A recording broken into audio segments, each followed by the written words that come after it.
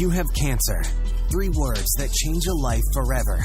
We would like to offer another 3 words. Be an overcomer.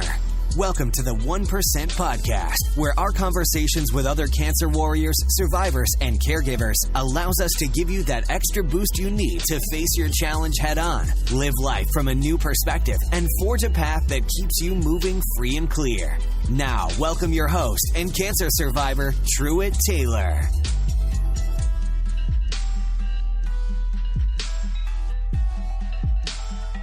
Welcome, everyone, to the 1% Podcast, the show where we dig deep with cancer warriors, survivors, and caregivers in order to give you that 1% you need to keep pushing forward. Special day for us today. We have Nicole with us.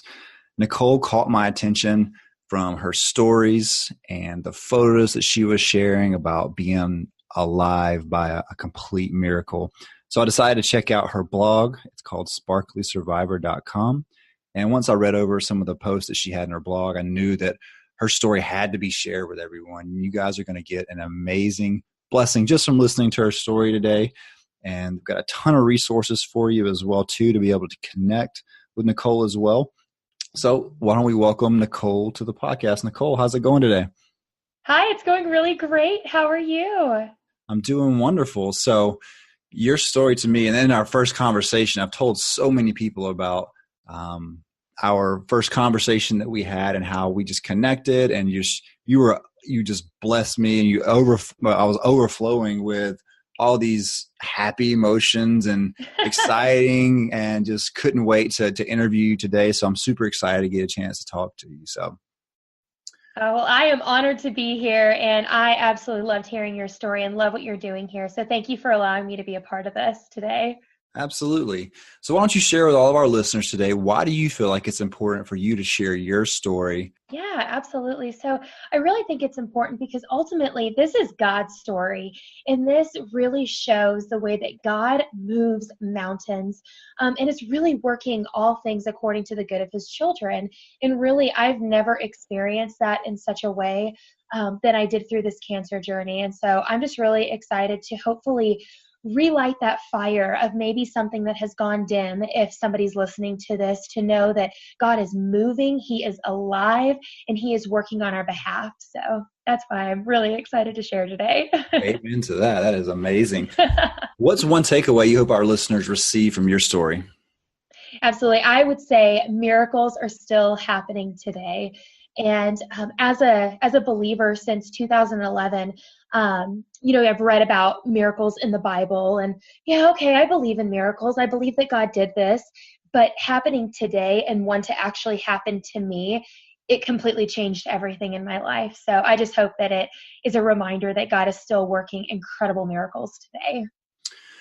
Miracles are something that people don't talk about as much anymore, because sometimes people want to say things happen for a reason, which that's somewhat true, but miracles, I think, definitely come from they can be a surprise, I think, sometimes, but they also come from a tremendous amount of faith. And I love the way you share your faith.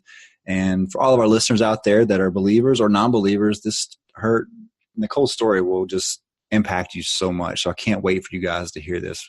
By the end of her story, you'll be believing in miracles as well. So tell us about your life prior to your diagnosis. What did you have going on? Yeah, absolutely. So I was born and raised in Texas, and I became a follower of Jesus in 2011, which absolutely changed my life forever. I relocated and moved to Colorado in 2012 for a job, and then I met who is now my husband, Wes, in 2013, and we got married in 2014, and I have been in Colorado since then. Both of our families lived within minutes of our home. We were very, very close to our families. We love both sets of parents. We got very, very blessed with that. Just great relationships with them. Right now, I work as a marketing and communications coordinator. But before that, I actually worked part-time while going to seminary at the church that we attended, volunteered there for a while with the high school youth, and then was actually on staff with young adults. And so It's just been an incredible journey, an incredible experience. I am truly as extroverted as they come. I love talking and meeting new people, and really cancer has made that an even more unique opportunity, if you will, of the people that I've had the opportunity to meet. And just some funny things. I absolutely love golden retrievers. I love Disney. And I feel like I'm a kid trapped in a 29 next week, 28-year-old's body. But I love writing. And I've always enjoyed writing and public speaking, but it was something that honestly had got put back on the back burner, just with life happening and student loans to pay, and just not prioritizing my time for that. But my husband and I have always had a heart for adventure and traveling, and so that's a big thing that we do whenever we save money, and when we budget. Traveling is one of our top exciting things that we do, and so we really enjoy that. I think with other women, I think can relate to this, maybe other men too, just facing insecurities also of how I looked and trying to fit into a world that says you should look some way and possibly looking the other. And so that was something that I struggled with. I had a struggle with food for my entire life. And my relationship with food actually got really bad starting 3 years ago when I stopped being able to tolerate food. I had tried every diet under the sun. Nothing ever helped, and I was constantly sick. And it was starting to become a new normal with all the doctors and specialists that I had seen and tests that I had taken. But I, at that point, had really accepted the fact that, this probably just isn't going to get better, and I'm just going to live life as joyfully as possible through that. And so the people around me have shown me so much love in my life. I feel very, very blessed with the people that I've been surrounded with, and my husband has cared for me so dearly. And so these have been the best years of my life. And in regards to that, I could not have been happier, even leading up to my cancer journey. Yeah, so let's talk about, you said you had a tough relationship with food.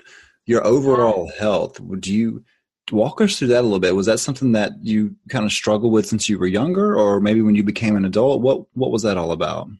Yeah, absolutely. So I had struggled with food for a long time. I just kind of have that body type where it feels like it's really easy for me to gain weight. And so having to be really self-conscious about that, thinking of what I ate and what I would do with that. But I was very active in sports in high school.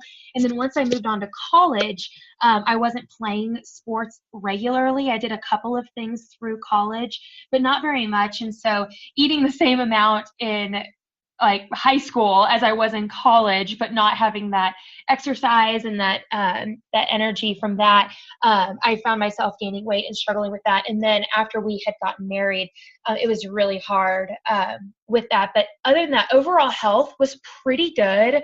And so, yeah, it was one of those things that it just became a struggle with being able to tolerate food. And so that was really hard, and it affected every day of my life for 3 years, and not being able to find a solution was pretty discouraging. But, when I think it's one of those things, you just kind of learn it as a new normal and just try to continue to move forward with life and find joy in the moments that you feel good, and just try to take care of it as obstacles came up, which was often. So, yeah, I think that's, emotional eaters or people who struggle with food, that's definitely very prevalent now. And we all kind of deal with our problems individually. And you mentioned earlier that you're very extroverted, and just because you're extroverted and super happy, I know just listening to you talk, I'm 10 times happier than I was before I even started the interview today. Just from your energy that you transfer over, like, people who seem happy all the time do struggle as well too. And I think that that's very bold of you and very humble, I would say, as well, for you to be able to share that with everyone, that life was great, you were happy, the husband, everything's wonderful, but you did have some struggles as well too, because just because you're so happy and you have so much energy, you're a human being too who's struggling with different things. And that's life. That's why we all need to lean on each other, and that's what this podcast is all about. It gives you an opportunity to connect one-on-one with people who maybe you're struggling with the same thing Nicole struggled with in a way, and then cancer comes all along. So Share with us those moments that led up to the day that you were diagnosed. What kind of signs or symptoms were you having that something may be a little bit off? Absolutely. So leading up to the diagnosis was very emotional because 2 weeks before I started having symptoms, my dad had actually had a job transfer down to right around Houston, Texas. And so we were heartbroken because, like I said, we only lived moments away from them. And so them moving was really heartbreaking. And then a couple of weeks later, we actually got together with my husband Wes's family for a barbecue, which was so nice to get together because of the heartache from my parents having moved. And so after the barbecue, after we said goodbye, went upstairs to go to bed. I went to lie down. And as soon as I lied down, I thought I was going to vomit. And I immediately sat back up. Well, in the past, I had experienced this, but usually whenever I would sit back up, these symptoms would go away, but it didn't go away. And it took about 20 minutes until this nausea would even start to die down. And when I tried again, the same thing happened. And so I honestly did not sleep or eat for 2 days. When I did fall asleep, it was just for moments and I was sitting up. So I went to the doctor on that Monday and they treated me for acid reflux. And a few days later, I went back in for a follow-up and we realized that this was not working. So my doctor was feeling around on my rib cage. And whenever he was over by the section where my gallbladder was, it felt like he was cracking my ribs. And so he said, yeah, it was extremely painful. And he said, oh, I think we need to go get your gallbladder looked at. Well, honestly, I've got to tell you, Truett, at that time, I was rolling my eyes to the back of my head because I can't tell you how many times I've had my gallbladder looked at over the last 3 years with all of the dietary problems that I've been having, because that was kind of the go-to thing to look at was gallbladder failing. And so I was desperate at this point. I was going to do anything that I could, any tests that they thought would help, I was in because I was so incredibly sick. So I went in, I had an ultrasound, and my doctor called me back and he said, your gallbladder looks fine, but I found this lesion and it's sitting in between your pancreas, your small intestine, and your gallbladder. I can't tell what it is. I don't know what it is, but I'm pretty sure it's not supposed to be there. And so that was whenever they took me into a CT scan for further testing on me. So that was kind of the moments leading up to diagnosis. Yeah. So you go into that CT scan. Are you worried? What kind of emotions were you feeling? Well, it was just weird because my primary care doctor, he seemed, I guess, befuddled would be more of the word because he didn't seem fully concerned. It was just strange. And there was nothing that they could really tell what was going on since it wasn't clearly on one of my primary organs. And so we weren't sure what was going on, but he said it was worth looking at. That was something that he didn't want to just let to go to the wayside, especially because I was in so much pain. They just wanted to check and make sure. All right. So you're there, you're getting seen. Mm-hmm. Walk us right up to that moment where you hear those words that unfortunately everyone on this podcast has heard so far. So my situation is very weird. And maybe somebody else has gone through this as well, because I actually had a couple different moments in this, and I'll explain that because I know it's confusing right now. But I got home from my CT scan and I was by myself just watching TV. I didn't feel good, so I didn't go back to work that day. Well, 2.5 hours later, my phone rang and I noticed that it was from my doctor's office. And I get on the phone and I say, hello. And my doctor says, hi, Nicole, how are you? And I said, well, I'm doing well. How are you? And he said, I'm doing fine. Actually, I'm not doing okay. And in that moment, I thought, okay, I feel like something with this lesion might have happened. And I said, what's going on? And he said, Nicole, I hate to have to tell you this, but we think that you might have a carcinoid. And I immediately sit up from the couch and I'm kind of shaking a little, stunned a little bit. And I walk into the kitchen. Since I'm very extroverted, very hyperactive, I'm a pacer on the phone anyway. And so I am just on the phone walking around our kitchen table by myself at the house. And I said, a carcinoid, what's a carcinoid?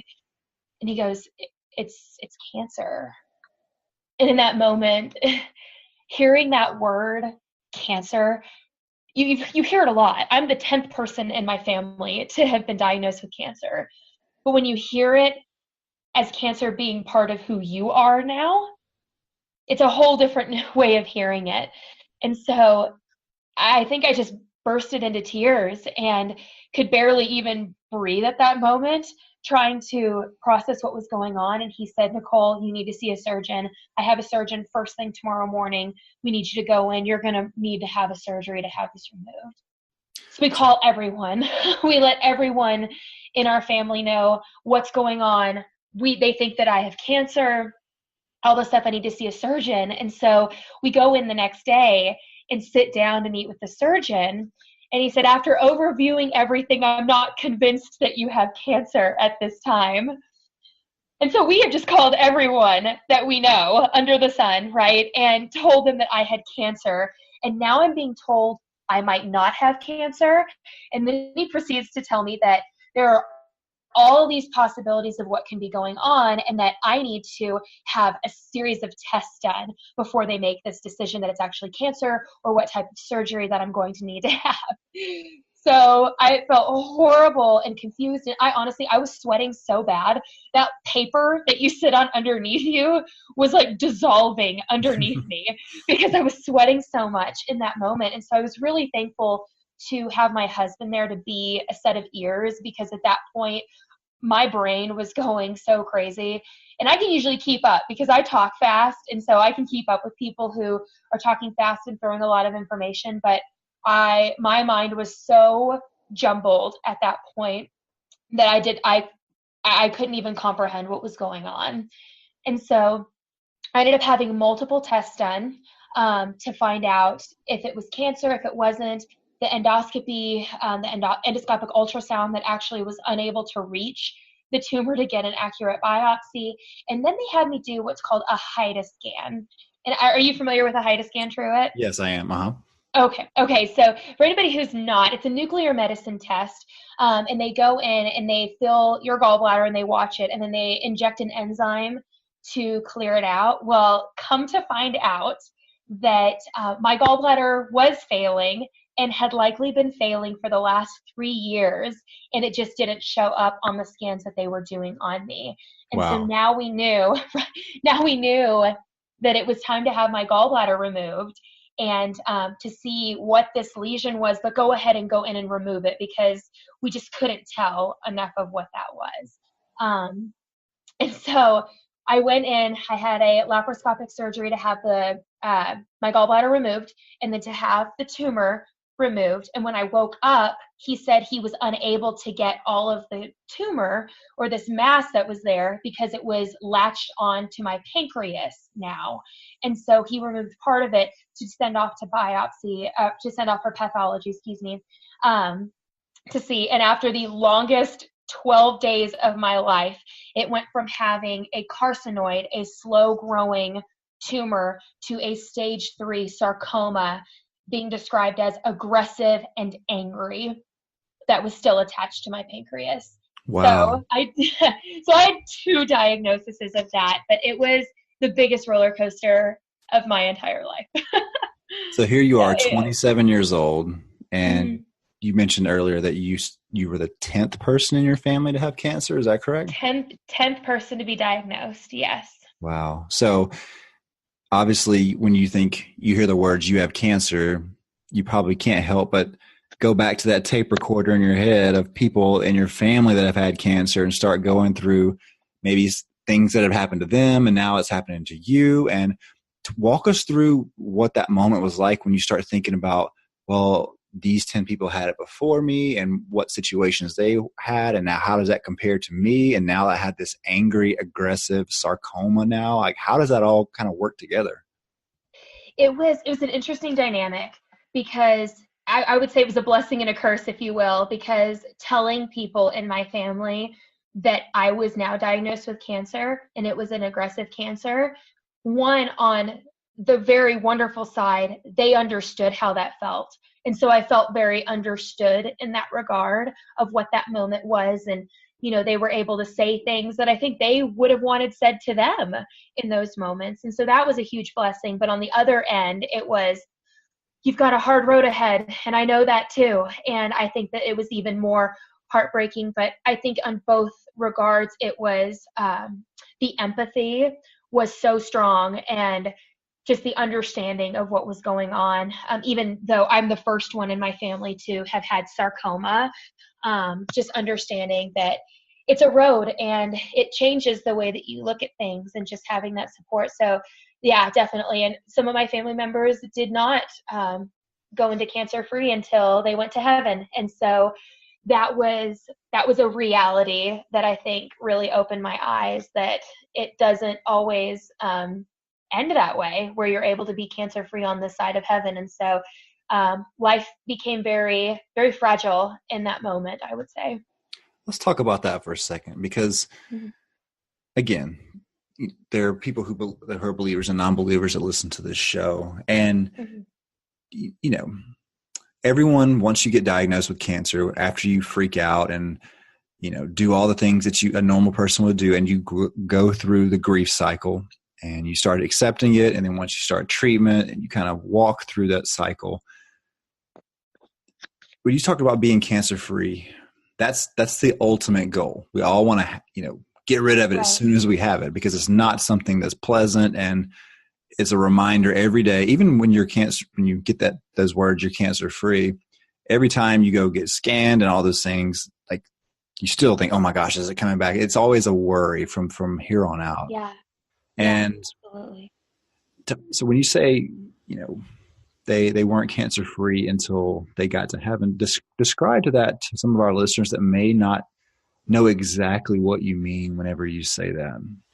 Yeah, absolutely. So for me, I think one of the biggest things that gave me comfort through this journey and gave me peace and hope was my faith in Christ. Because when Jesus came to this earth, a sinless man, he chose to take every sin and every burden on his shoulders to the cross, and he took them down to the grave and left them there, saying that you are forgiven. And he rose again, saying that believing and through me, you will be in heaven one day. And heaven is a place with no sorrow, no pain, no turmoil, which means no cancer in heaven. And so I knew that those who believed in Christ, that our eternity was secure, and that one day we would not have cancer because of what Christ had done on the cross for us.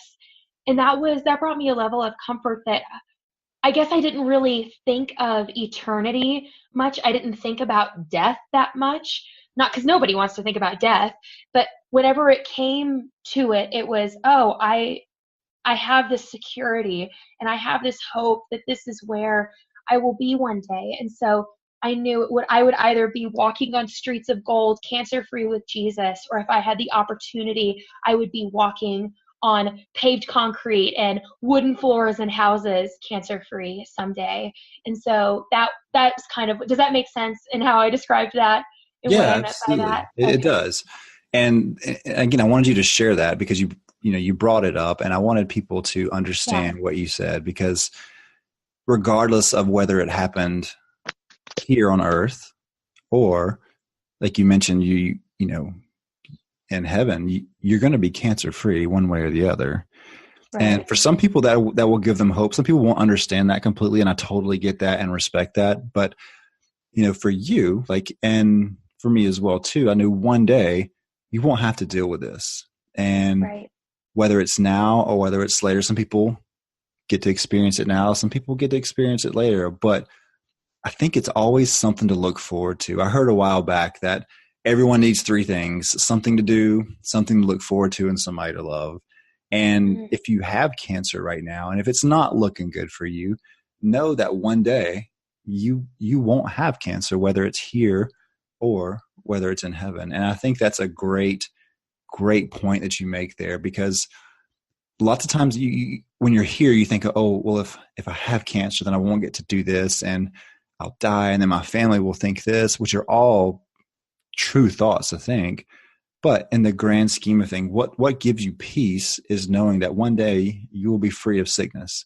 And for the people listening out there now that understand and have the same type of faith that Nicole and I have, just know that one day, if it doesn't happen for you now on the timeline that you want, that one day you will be free of that. And that's a huge, huge thing to look forward to in life, because again, the cancer diagnosis and the treatment and everything can really bring you down, but you really need something to look forward to. And that's why I hope you take this little nugget of confidence away from what Nicole and I have been mentioning here as something to look forward to in the future. And Nicole, I appreciate you sharing that. I know it's not easy to always share those types of things. And, you know, a lot of resistance is pushed towards that as well too. But I just love the way that you're able to speak confidently about your faith. And I think all in all, people will greatly respect, you know, your opinion of that, whether they agree or disagree, but just the way you put it, which I think is so important these days, instead of, you know, just shoving religion down people's throats and just causing controversy and all those things. Just the respectful way that you put what you just said, I think will go so far with people. So thank you for sharing that with everyone.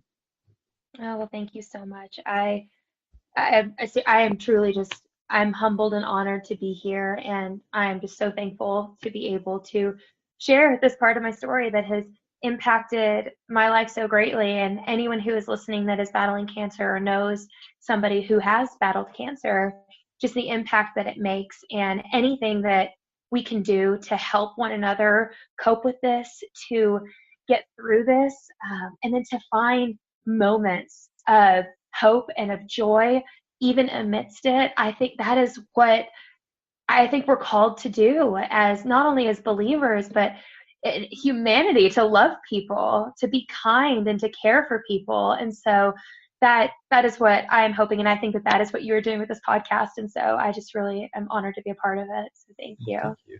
Well, it's people like you that are confident to share their story, which really makes a huge difference. Something for everyone to realize that's listening today is you're not alone at all. Like, you are not alone, whether you think you are or not. You know, you're not always, your thoughts aren't always correct, but just know that there's so many people out here. You can reach out to Nicole or myself anytime. If you want to reach out to me, it's info@1percentpodcast.com, and I'll be able to connect you with Nicole, and I'll put all of her contact and blog information and all of our social media sites in the show notes for the show as well too. And you can, if you feel more comfortable contacting her, then you can reach out to her as well too. So Nicole, take us back to your treatment cycle now. So now that you have your diagnosis, what kind of treatment plan and medications did they put you on?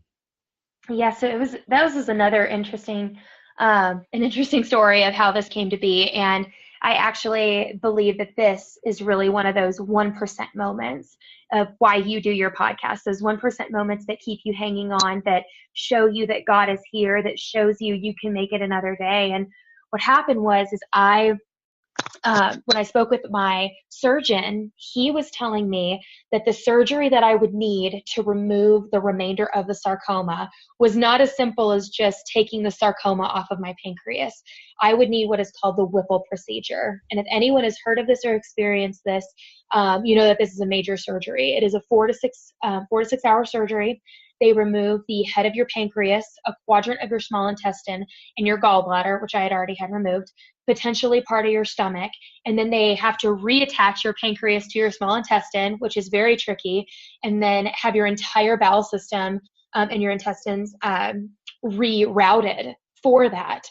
And so major surgery, he said he has only done it once in his 30 plus years. And so he highly recommended for us to go to the absolute experts to have this done. And where would that location be? None other than Houston, Texas, to where my parents just moved to. And so that was one of those moments, getting on the phone with my mom, talking to her of, hey, how do you feel about us moving in with you while I have surgery? And she said, we're unpacking right now. And she said the words, we're preparing your room for you. And it reminded me so much of scripture when God says, I prepare a place for you. And in that moment, I knew, God, you're with me. You're walking with me. You see me and you see my heart. And even when my heart was broken, when my parents had moved last month, you had purpose in all of it. And you are working things together according to the good of those who love you. You are living out the scripture that you shared with us. And so that was a miracle in itself, to be able to go and have a place to stay, to have treatment from a sarcoma specialty clinic, and with a clinic that does 80 to 90 Whipple procedures per year, which if you look that up, it's there are not many places that have even more than 20 that they do per year. So that was a huge blessing. So we packed up the car. We honestly just packed a bunch of sweatpants because we were getting prepared for me to go in, have this huge surgery, and recover from that. When we got down to the facility where I had treatment, went in, had so much testing. That was probably the most stressful week, I would say, that I've experienced, of all of the needle pokes and tests and scans and appointments, and having to talk about, well, what are your thoughts about having babies in the future? And I don't know how to answer that. It just all of these different types of emotions and feelings and things that creep up, and exhaustion of spending 12-hour days up at this clinic. And found out at the end of the week that not only would I need to have the surgery, but they wanted me to have 6 rounds of chemotherapy, which would take 18 weeks, and then radiation. And so we brought sweatpants to Houston in July, and that was it. And so if you've ever been to Houston, or if you're listening from Houston, I know that you feel me on this. That was a mistake. And so we were ready, and they said, you need to start chemo this next week. We don't have time to freeze eggs. We don't have time to do anything with that because of the aggressive nature of this cancer. It's time to get started. And so, of course, I asked the question that I think that every woman asks, and probably every man, is, will I lose my hair? And the answer to that question was, yes, you will lose your hair. And so we got ready to embark on that journey. And we were able to make a quick trip after I had my CVC put in to pick up more clothes to Colorado for our family and friends that were in Colorado to send us off. And we came down for treatment. And so I went through 4 rounds of chemotherapy, and it started to shrink the tumor, but it eventually stopped working. And also my liver levels stopped being able to tolerate it. And through that time, some of the side effects that I had faced, I had really bad nausea. I had what was called folliculitis. So my entire back, face, and neck broke out in acne. I had thrush, which is something that usually babies get. Your entire mouth turns gray, and it's very painful. I lost my taste. I had mouth sores.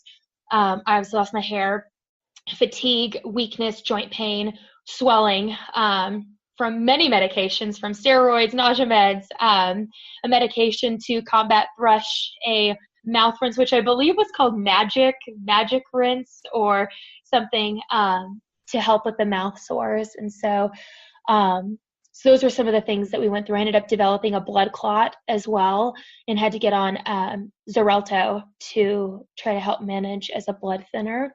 But when I stopped being able to tolerate, they went and had a conference talking about the radiation being something else to try. Well, because of the location being where my pancreas was, radiation would cause a risk with my small intestine potentially going in and out of the radiation beam, since that's obviously not something that could be held down. And so they omitted radiation. And so something that we thought was going to be many, many more months, it was now 2 weeks out from surgery. And so I had to find a way to mentally prepare myself of, okay, this is happening. This is happening in 2 weeks. Got ready for that. I actually ended up going to Disneyland with one of my friends, one of my best friends, Jenna, and her family paid for a trip for us to go out to Disneyland. And so I knew I was going to be in a hospital for 10 days. So we did a total of 24 hours in the park over 2 days and walked almost the length of a marathon. And I'm fresh off of chemo, but I am more determined than anything to just go and have fun and do everything that I can before going through the surgery, not knowing how long I would be out or if I'd ever be able to ride a roller coaster ever again. And so that was huge. So leading into the surgery, I go in to get ready. They tell me a bunch of things that are going to happen, and they hook me up to 3 IV lines. I have 3 surgeons and 2 anesthesiologists plus a medical team that would be a part of it. Pray with my husband and go back. And when I wake up, I see, sorry, I get a little emotional talking about this. When I wake up, I'm very groggy, very out of it, as you can imagine, having been just off of anesthesia. And my mom and my husband walk into the room that I'm in with smiles on their face, bigger than I could have ever imagined to see. And they look at me and they say, Nicole, did you hear? Did you hear the good news? And I said, what? And they said, you are cancer free. And I am just to the moon excited, kind of groggy. So kind of a weird excitement, probably a lot less excited than I am right now. Well, that's great. And they said, but no, there's more. There's more to that. The surgeon made a 9-inch incision down your abdomen, and they went in to remove the cancer. And when they went to the spot on your pancreas where this should be, there wasn't any cancer there. They looked at reports. They looked at the radiology report. They talked with the radiologist who did the report on my last CT scan that I just had a couple weeks prior. Yep, the cancer's supposed to be here. They looked all around any other area through nearby organs to see if the cancer had jumped, if it had metastasized, if it was anywhere else. And there was no cancer to be found anywhere. So they took a sample and they closed me back up. I did not have any organs removed. I did not have anything rerouted. I just had to recover from a scar that was put 9 inches through my abdomen for them to go look for it. And when pathology came back from the scar tissue that they took nearby, it came back as benign. So what are your thoughts whenever you hear this news that they go in for this big, huge procedure and they get there and they can't find anything? Oh, the thoughts were endless. I would honestly, and I will completely admit to this too, I think I asked for the next 3 days, are you sure? Are you sure it wasn't there? Are you sure that I'm cancer free? And I think that just shows the lack of discussion with miracles, or the lack of belief that are miracles really still happening today? And if they are, could one actually happen to me? And asked over and over and over again, are you guys sure that everything is okay? And so I would say that was my initial reaction. And then when realizing that it really was, the amount of excitement and humility that came from that God could do that just blew my mind. I couldn't even grasp that. But then I got to tell you true, shortly after came the question. The only time that I asked why me in this entire process was after a miracle. And that was because I was surrounded by room after room after room who wanted a miracle so bad. Why do I get to have one? And why have they not had their miracle yet? And I think that was a question that for a while almost haunted me. I felt guilty. One of my best friends lost her brother when she was 14 and he was 18 to sarcoma. And so why didn't he get that? And for me, honestly, Truett, after praying and talking with a counselor about this, because this really has been a battle to me, I can't explain why. I can't tell you why. And I probably won't be able to on this side of heaven. But all I can say is what am I going to do with this? And my promise to God and my promise to cancer fighters and people battling is to say that miracles do happen, that there is hope, there is a God who loves you, and there is a promise of eternity through his son Jesus. And that is the message that I'm here to share, that there are miracles along the way, little miracles, not little, but miracles that happen along the way, like my parents moving to a place where I'm able to go to have treatment, those type of things, and helping bringing light to find the joy. You can see the joy and watch God working in amazing ways, and then gaining that perspective of, I will be cancer free one day. I will be cancer free, whether it's on earth or in heaven with Jesus. I will not always have cancer. And so that's really where I'm at with that. And it's humbling in that sense. And it has given me a drive and a mission just to love people well, to hear people's stories, to care for them genuinely, and to share this message of hope that I have and that you have with the world. And so those are kind of some of the, I would say, stages of emotions that I went through in regards to that. So I'm just can't stop smiling over here. And I got chilled as you were talking about everything because you're so real when you describe, almost like survivor's guilt in a way, I would say. Oh, absolutely. Mm-hmm. And you mentioned going to a counselor about that, but why did I get the miracle over someone else? And there's been so many times and so many people that I've met with that, are praying for that miracle. And I pray for that miracle for people. And for someone listening right now, if you're having a moment where you truly need a miracle, I'm just praying. We're praying for everyone right now that's listening to this show today that you will receive the miracle that you're praying for, because, God truly does still do miracles in people's lives. And we're praying over that for you today, regardless of your outcome or your beliefs, where we're praying over that for you today, because as Nicole speaks, she speaks the truth and bearing the burden of the miracle as well too. And I think for a lot of people out there that are listening that maybe haven't received their miracle yet or don't know if they're going to get one, it's easy to give up. It's easy to give up on that thought. But think back to something we've already spoke about today. You're not always going to have cancer. And again, whether it's now or whether it's, when it's all said and done, like it's going to go away. And I just love the way that you so eloquently put all of that, your miracle came and you just said, why me? And are you sure? And you were questioning and you just can't believe it's true. And those are all real emotions. And you even said you spoke to someone about, again, just feeling guilty when all the other people around you were praying for the miracle and you actually, you received yours. And so it's almost speechless when I hear you say that, because, I think it says a lot about you as a person to know that you want that for everyone and you've received it, and that you may not know exactly the reason why, but a big portion of the reason why is for you to be able to, you were spared to be able to go out and share your story and be intentional about your blessings, that other people will believe into your blessings because it physically happened to you, and that'll give them the hope that they need to keep pushing forward and keep believing or start believing in the miracles that can possibly come. And I love the way you lined up all of the different 1% moments that you have. That's something that we usually bring up on the show of, I got a call. My doctor didn't want to do it.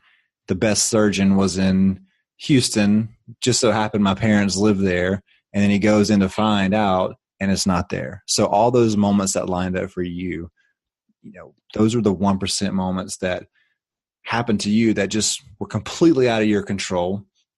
And you were able to pick those out and see and identify how important they were, and, and recognize them and be intentional about sharing them. And that's something that I encourage everyone to do, is really look through your story, look through all the moments, if you haven't already, and say, okay, at what point did something happen that was completely out of my control that led me to a blessing that I had no idea was coming?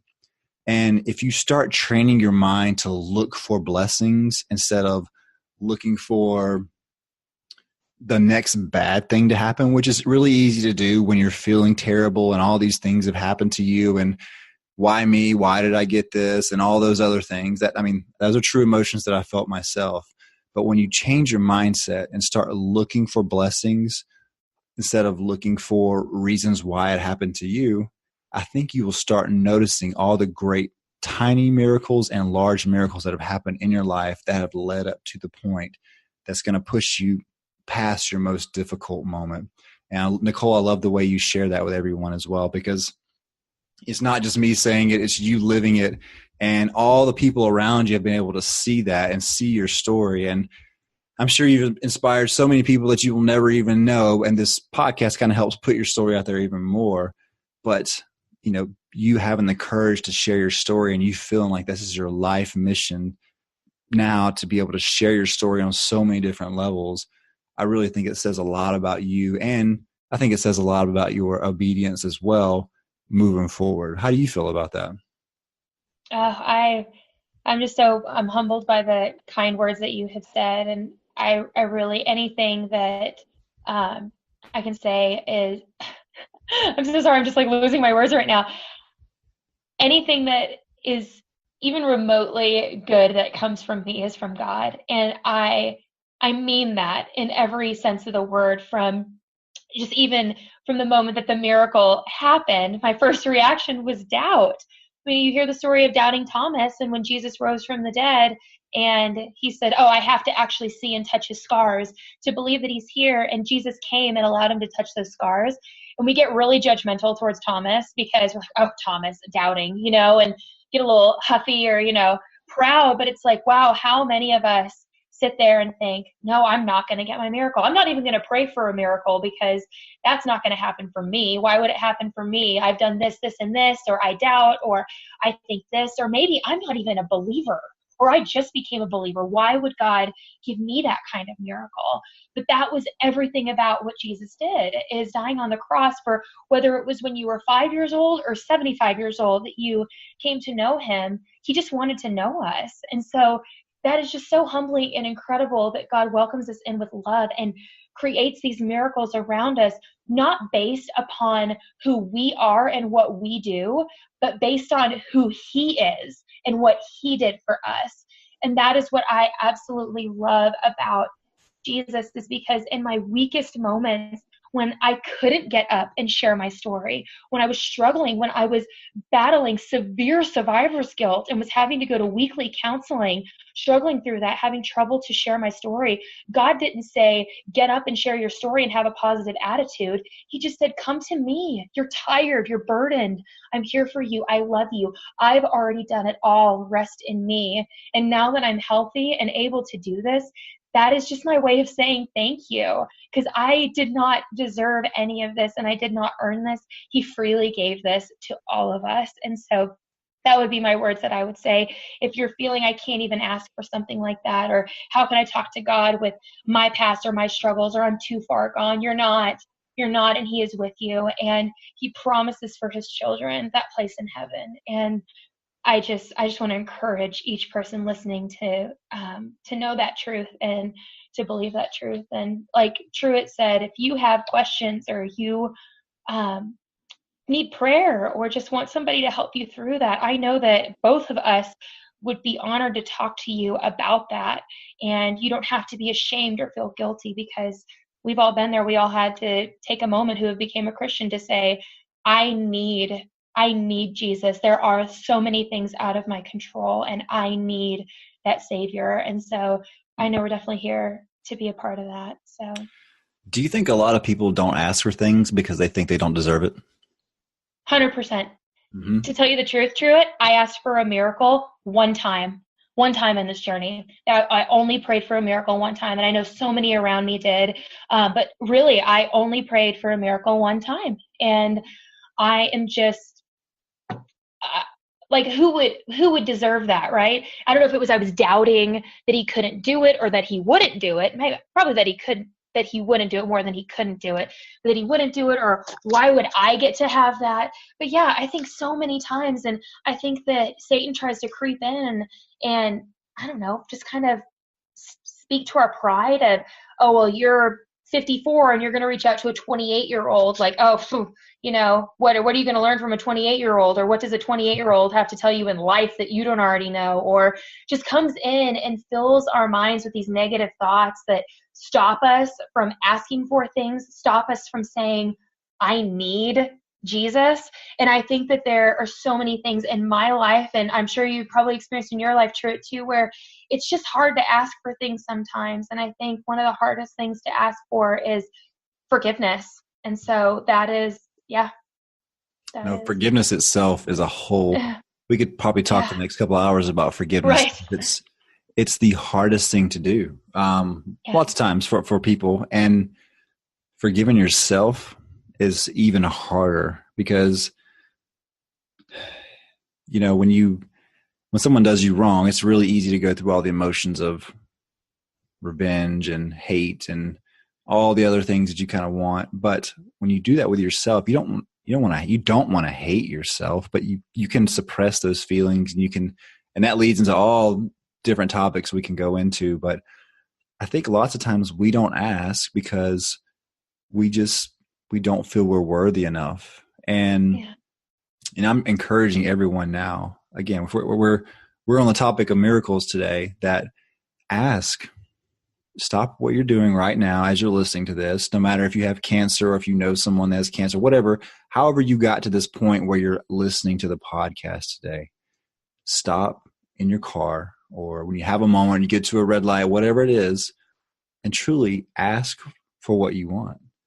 And, there's so many scriptures to back up that, as you probably know that, Nicole, but, asking God truly for, with a pure heart for what we want, does so many things.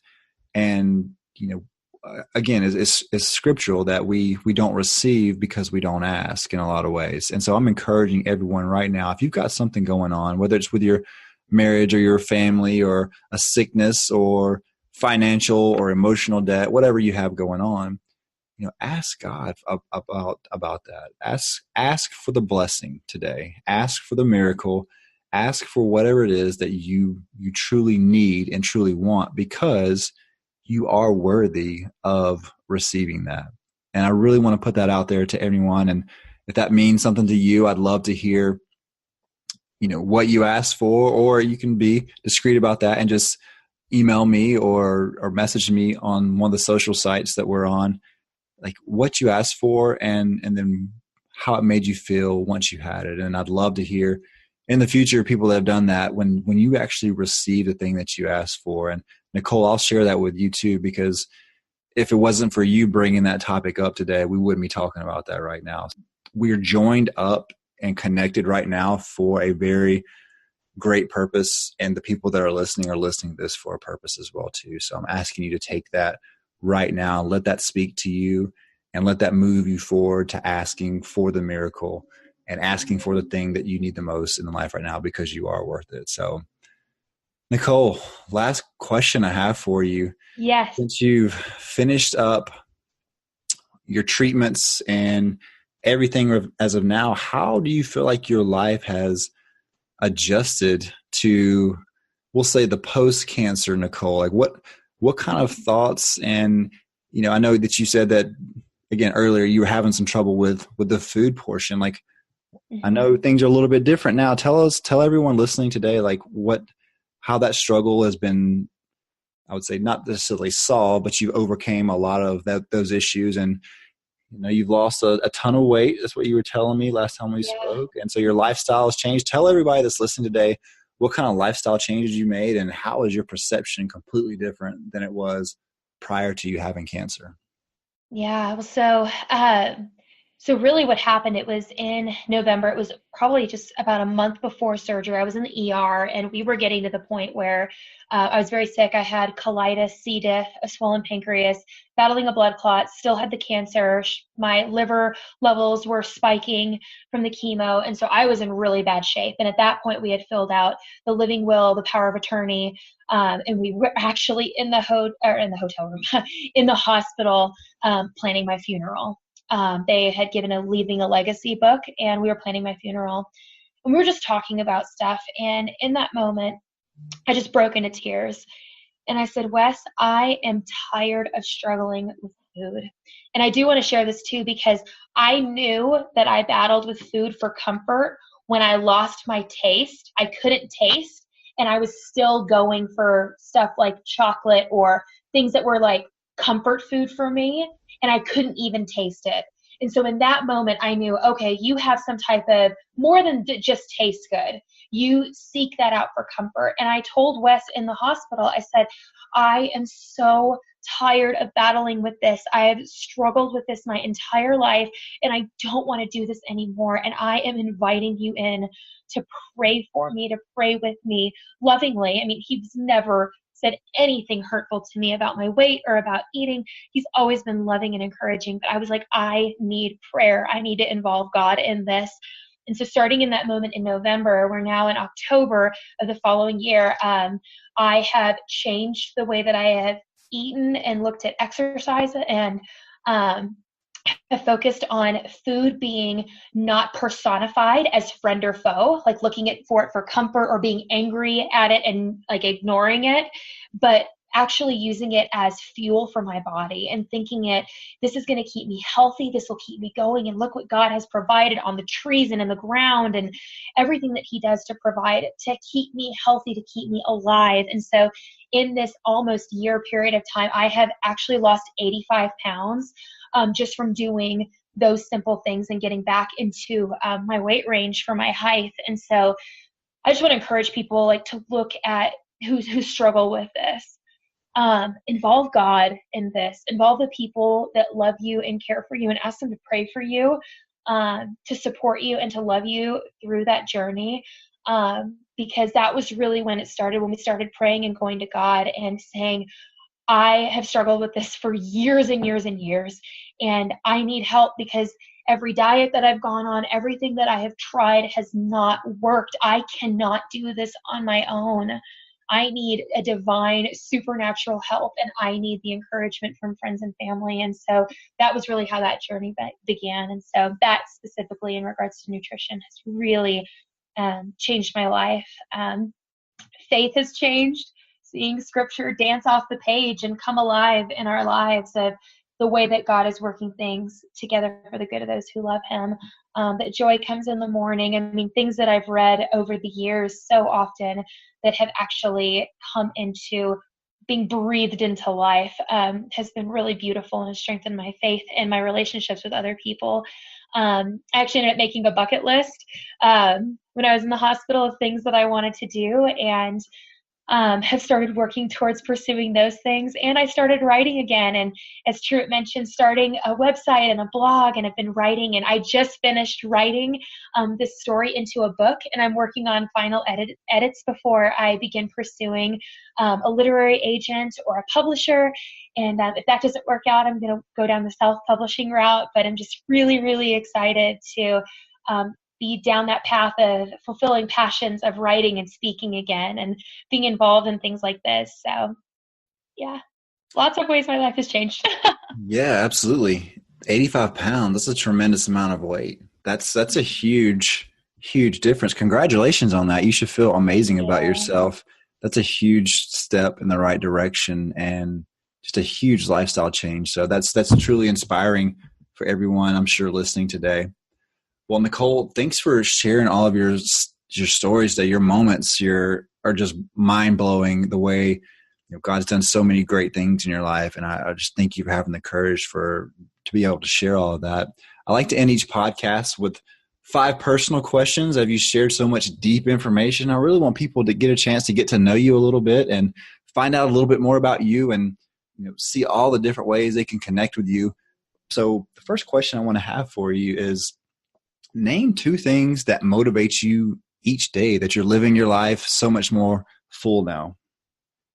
Yeah, absolutely. So these are both, I guess they would be things that might not be tangible that you can see in your hands necessarily, but things that have motivated me internally. And one has been God's love for me and what he did and what he does, and the power of what he can do in our lives. And so just his love is so motivating for me every day to get up and to obviously have rest days, but not to become lazy in things. And so finding ways to love others through his love for me. And then also just remembering that life is short. Like, I mean, we actually planned my funeral. Like, we were getting ready for that. And none of us are promised another day, and we have today and we have right now. And so just living every day to the fullest, whether that is a rest day and caring for your body, making sure you get plenty of sleep, nourishing our bodies, digging into relationships, loving people well, serving people, working hard at your job, whether you're full-time at home or you're full-time at a work or working part-time somewhere, just being the best you that you can be every day. And that's going to look different on different days, but just getting out there knowing that this life is short, and so making the most of it. Recommend some supplements or products or websites that you feel like our guests need to know about. Yeah, absolutely. So especially for women, if you're thinking of hair and your hair growing back, one of my favorite products is Sugar Bear Hair. They're vegetarian gummies, and they taste really good. And I really enjoy those. And so my hair has been growing back pretty fast. And so I don't think they can officially say that, oh, hey, this works, but it's been known to help. And so I love Sugar Bear hair. That has been great. I also take an organic multivitamin. And that one, both of these are actually chewable. And if you've gone through cancer or if you've gone through illness and you have faced taking pill after pill after pill, it might be really hard for you to think of introducing another pill into your life every day. And so that's why the stuff that I have found are chewables. And so I take chewable multivitamin and chewable for hair growth, because it's just basically biotin. And then a couple of companies that I really like, Choose Hope Inc.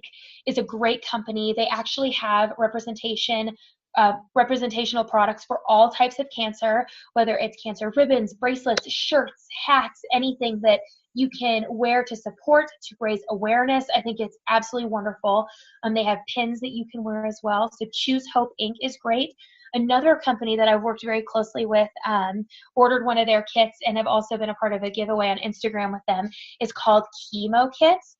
And it's wonderful. And they actually just released a line for kids. And so there are these boxes. And so if you're a caregiver, a supporter, have a friend, and you just don't know what to give somebody, or you're going through it yourself and you just want to treat yourself with something, these kits are amazing. And they're all different types of kits. They've got bright little keychains, like pens that have a little diamond looking figurine at the top of it. They have head wraps that are super stylish, very cute if you've lost your hair and you want something fun to wear, and any type of moisturizers and face washes that are organic and really take care of your skin. And so that's another really great one. Another one that I love, it's called Love Your Melon. They have beanies, little palm beanies, hats, headbands, shirts. 50% of the proceeds go toward childhood cancer research. Really great quality too. So if you're in Colorado or in somewhere cold like I am, and you're looking for a beanie, whether you have cancer or not, these are fantastic, high quality products. I probably have 4 or 5 of them. And so I absolutely love those. And so, yeah, I would say Choose Hope Inc., Chemo kits, and Love Your Melon are all excellent places to go if you're looking for gifts or something to have for yourself, to represent the type of cancer, or just to help care for you along the way of your journey.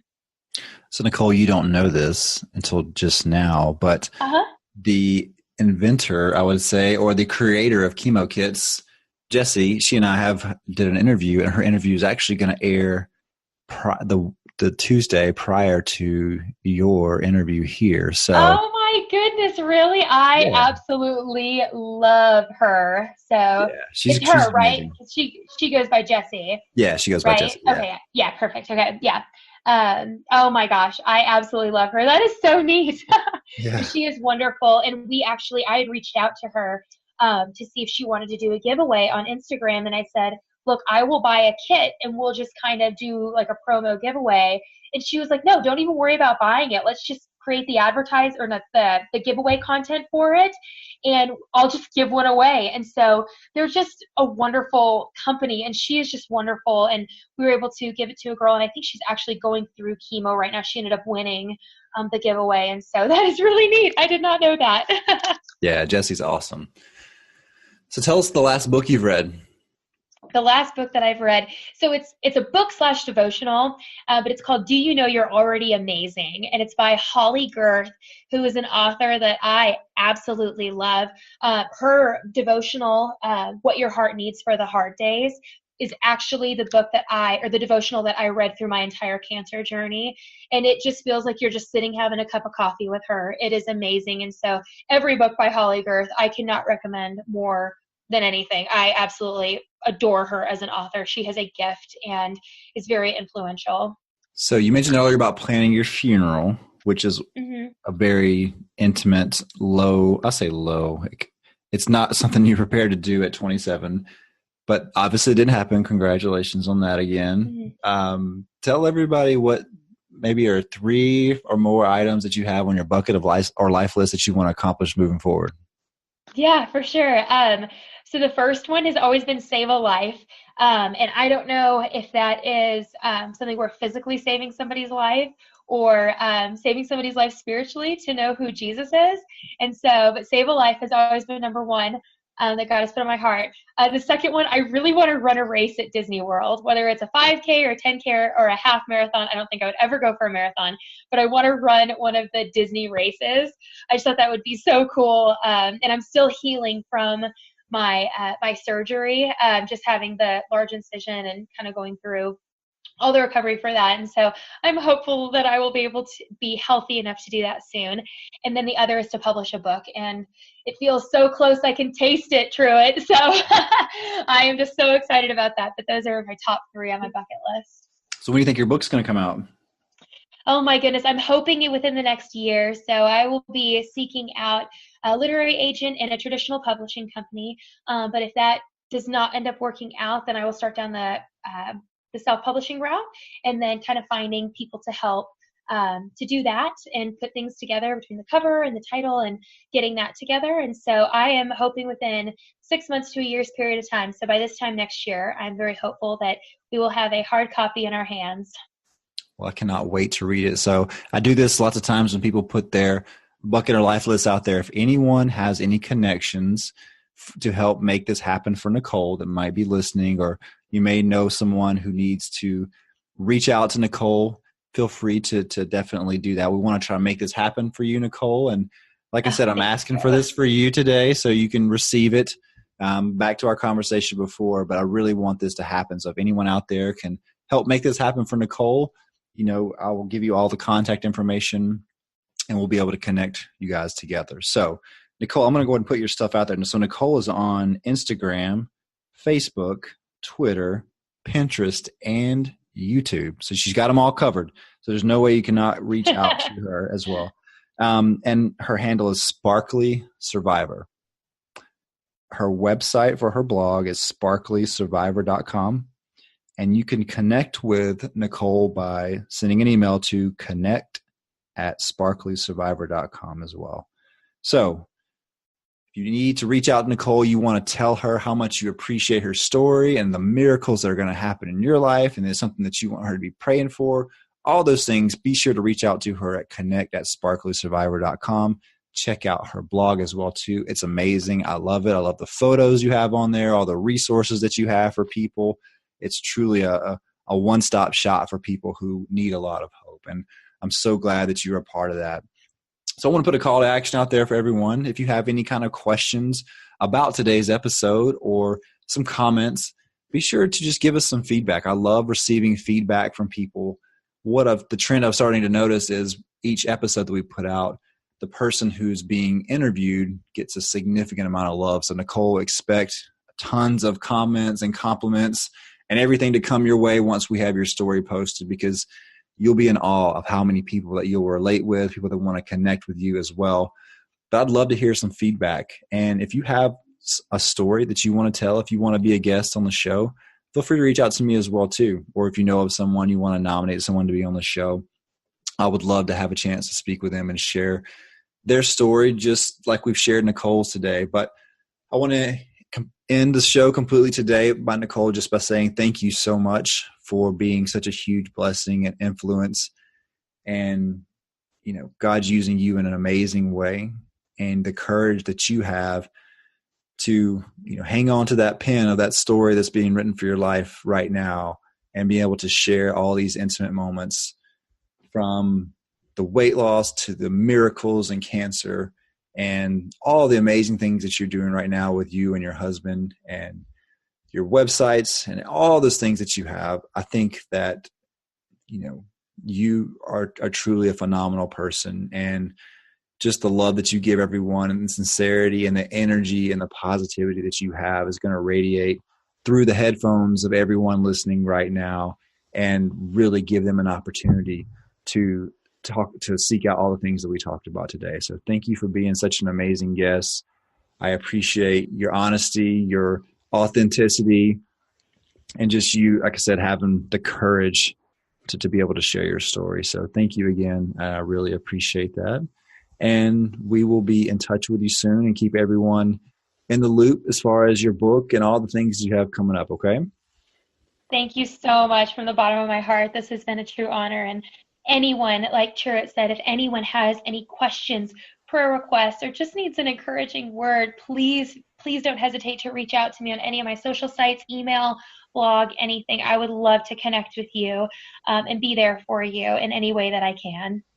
Awesome. Thank you, Nicole. We appreciate it. Thank you. We appreciate you spending time with us on today's episode and encourage you to continue the conversation to help you keep pushing forward. For more resources based on today's episode, as well as ways to recommend a guest and connect to Truett personally, head over to 1%podcast.com. Be sure to join us next time for more stories of inspiration right here with Truett Taylor on the 1% Podcast.